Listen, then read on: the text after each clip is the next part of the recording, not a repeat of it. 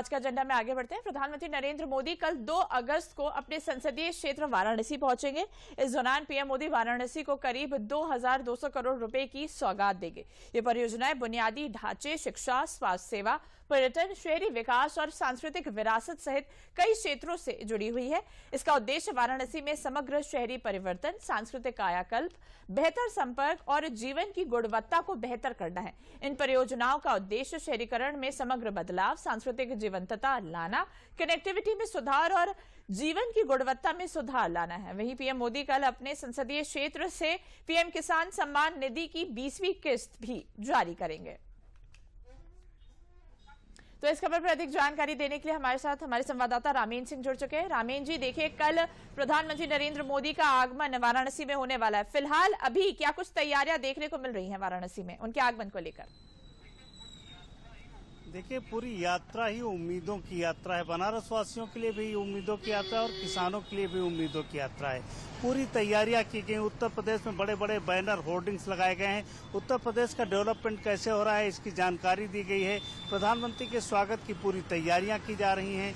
सड़क सफाई की जा रही है। जिन रास्तों से प्रधानमंत्री को गुजरना है या नेताओं को गुजरना है वो सारे रास्ते साफ सुथरे किए जा रहे हैं। जो बड़ी चौड़ी सड़कें हैं उनको ठीक किया जा रहा है। तो इस तरीके से पूरी तैयारियां की जा रही हैं। सिक्योरिटी की जबरदस्त व्यवस्था है।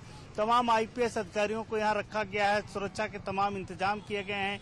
जो भी पंडाल के अंदर जाएगा 50,000 लोगों में, उन सब की चेकिंग होगी। यहाँ तक कि जो नेता जाएंगे उनकी भी चेकिंग होगी। हाई सिक्योरिटी जोन वो बनाया गया है। तो ये इस तरीके से देखें, 2200 करोड़ की जो योजनाएं हैं बरखा, उनमें बनारस वाराणसी का तमाम क्षेत्र आता है। कुछ सड़कें हैं, कुछ घाट हैं, कुछ मंदिर हैं, उन सब का कायाकल्प किया जाना है।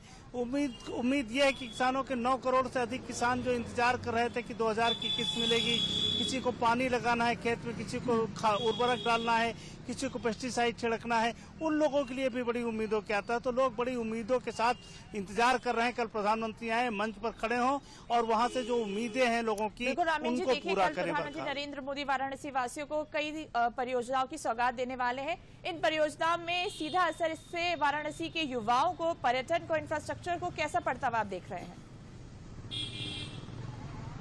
देखिए, वाराणसी पर्यटन का उत्तर प्रदेश में आज की स्थिति में बड़ा केंद्र है। उसका भी श्रेय प्रधानमंत्री को जाता है। ये राज्य सरकार को जाता है कि जैसे राज्य सरकार आई तो सरपट दौड़ लगाया वाराणसी ने टूरिज्म के क्षेत्र में, और जितना पर्यटक यहाँ आता है उतना उत्तर प्रदेश के शायद ही किसी हिस्से में जाता हो। तो जाहिर है कि पर्यटन में जो असुविधाएं आ रही थी, जहाँ कुछ अछूता रह गया था, उसको कैसे डेवलप किया जाए। क्योंकि वाराणसी केवल वाराणसी का वो घाट ही नहीं रह गया।